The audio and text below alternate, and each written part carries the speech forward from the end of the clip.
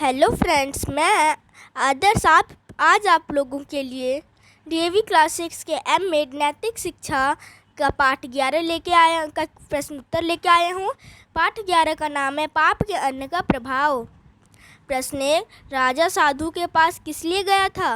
उत्तर, राजा साधु की कीर्ति सुन उनसे मिलने गए और फिर उन्हें अपना गुरु मान लिया।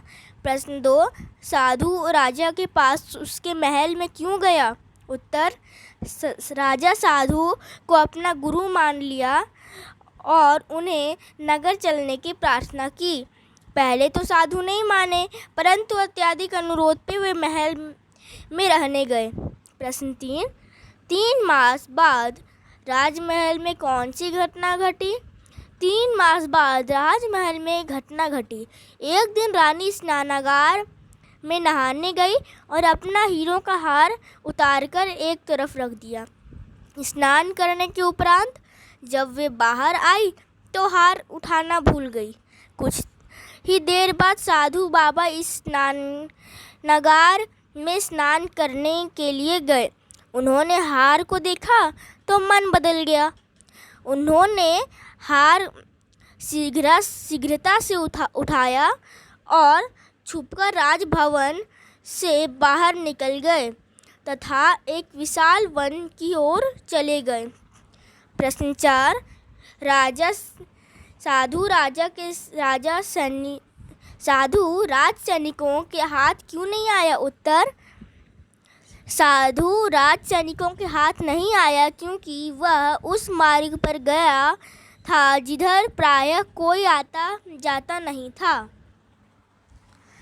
प्रश्न 5, साधु हार लौटाने क्यों स्वयं आ गया?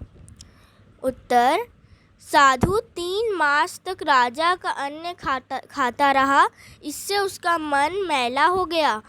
हार को देखा तो उसे विचार ही नहीं आया कि चोरी करना पाप है और वह हार को उठाकर चला गया, परंतु कंदमूल खाने के कारण उसे रात को दस्त लग गई, जिससे राजा का खाया हुआ सारा अन्न शरीर से निकल गया।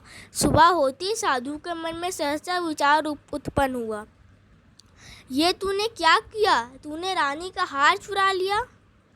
अतः इस विचार के आते ही साधु हार लौटाने स्वयं आ गया।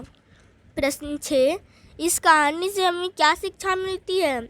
उत्तर, इस कहानी से हमें यह शिक्षा मिलती है कि पाप की कमाई का उत्पन्न अन्न मन को बिगाड़ देता है, उससे कर्तव्य ज्ञान से विमुख कर डालता है। जैसा आहार वैसा ही विचार, जैसा अन्न वैसा मन। तो दोस्तों, मेरे चैनल को सब्सक्राइब कीजिएगा, मेरे वीडियो को लाइक कीजिएगा। Thank you. आज के लिए बस इतना ही।